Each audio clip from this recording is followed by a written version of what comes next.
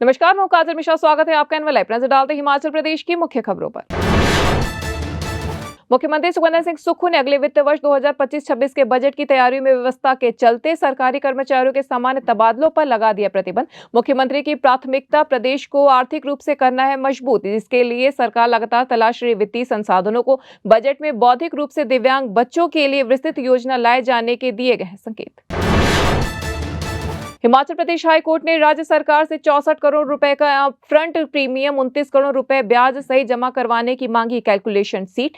हिमाचल भवन दिल्ली की संपत्ति जब्त करने के इस मामले की अब 16 दिसंबर को होगी आगामी सुनवाई।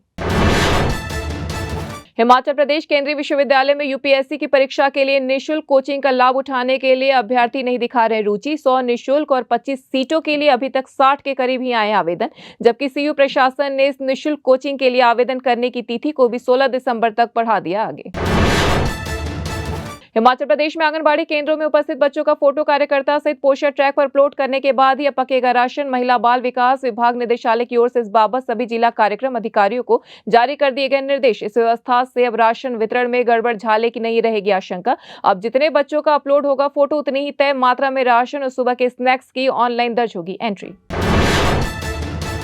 हिमाचल प्रदेश में पासपोर्ट बनाने की राह और भी हो गई है सरल। गृह मंत्रालय के निर्देश पर हिमाचल में ऑनलाइन पासपोर्ट मोबाइल वैन सेवा शुरू करने की है तैयारी। इसके तहत अब आवेदक घर के पास ही बनवा सकते हैं पासपोर्ट। आवेदक को कार्यालय आने की नहीं पड़ेगी जरूरत। यह अत्याधुनिक वैन अपने आप में ही पूरा चलता फिरता पासपोर्ट कार्यालय है।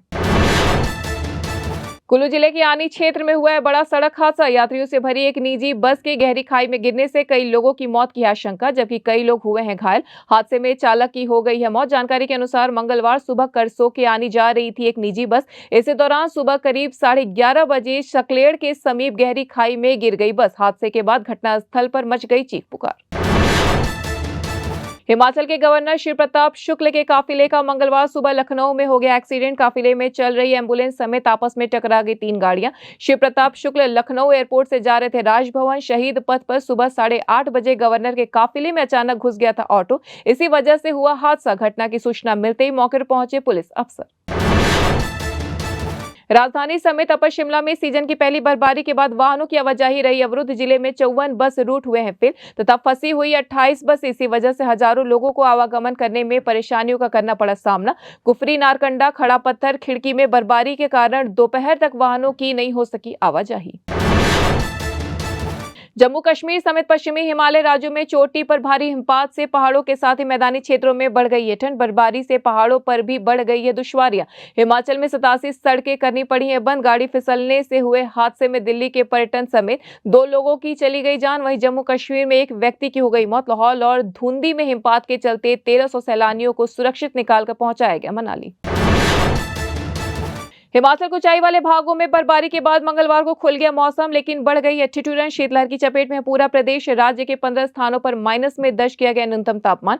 4 स्थानों पर 0 डिग्री सेल्सियस दर्ज किया गया है न्यूनतम तापमान। मौसम विज्ञान केंद्र शिमला की ओर से 12 दिसंबर को उच्च पर्वतीय कुछ स्थानों पर हल्की बर्फबारी की जताई गई है संभावना। तो ये थी हिमाचल प्रदेश की अब तक की मुख्य खबरें। ऐसी तमाम खबरों से जुड़े रहने के लिए देखते रहिए एनवल लाइव।